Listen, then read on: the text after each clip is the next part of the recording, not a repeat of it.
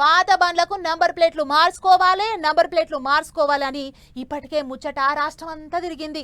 అగో గట్లనట గిట్లనట అని అంతా మాట్లాడుకుంటాండ్రు. నెంబర్ ప్లేట్లు మార్చుకోనికే పెట్టిన ఫీజుల గురించి కూడా గట్టిగానే ముచ్చట్లు వినిపిస్తున్నాయి. అయితే ఇక్కడనే ఎవ్వలకు తెలియని ఓ ముచ్చట దాగున్నది. మరిగా ముచ్చటేంది, ఆ కథేంది ఒకసారి అరుచుకున్నద్దాం పాన్లి. పాత నెంబర్ ప్లేట్లన్నీ వీగి పారేసి కొత్త నెంబర్ ప్లేట్లు బిగించుకోవాలి. సెప్టెంబర్ 30 తారీఖు దాకా టైం ఉన్నది అని అంతా మాట్లాడుకుంటారు కదా. గా ముచ్చట బరాబర్ ముచ్చటనే గాని సర్కారోళ్ళు రేపో మాపో చెబుదాం అనుకునే లోపే ఎవరిలో బయటికి లీక్ చేసిండ్రాట. ఇక గీదే ఎవరికి తెలియని ముచ్చట. పాత బండ్లకు నెంబర్ ప్లేట్లు మార్చుకోవాలి అనే దాని మీద సర్కారోళ్ళు అధికారికంగా జీవో ఇంకా విడుదల చేయలేదట. అందుకే బయటకు వచ్చిన కాగితం మీద జీవో నెంబరు సంతకాలు లేవంటున్నారు.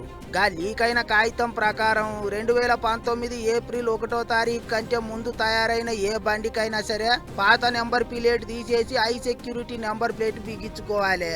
కొత్త నెంబర్ ప్లేట్ బిగించుకోవాలంటే 2 చక్రాల బండ్లకైతే 320 నుంచి 380 రూపాయలు.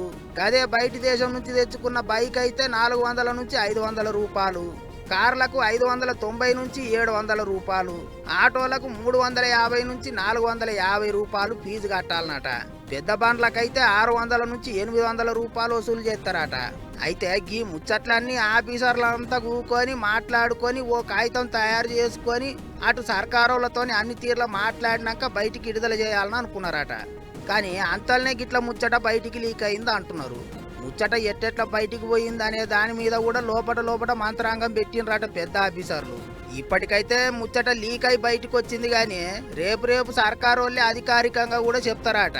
మరిగా ముచ్చట పోతే ఎరకైతుంది కానీ సెప్టెంబర్ 30 లోపు పాత బండ్లకు కొత్త నెంబర్ ప్లేట్లు బిగించుకోకపోతే ఫైన్లు కూడా పడతాయి అంటున్నారు.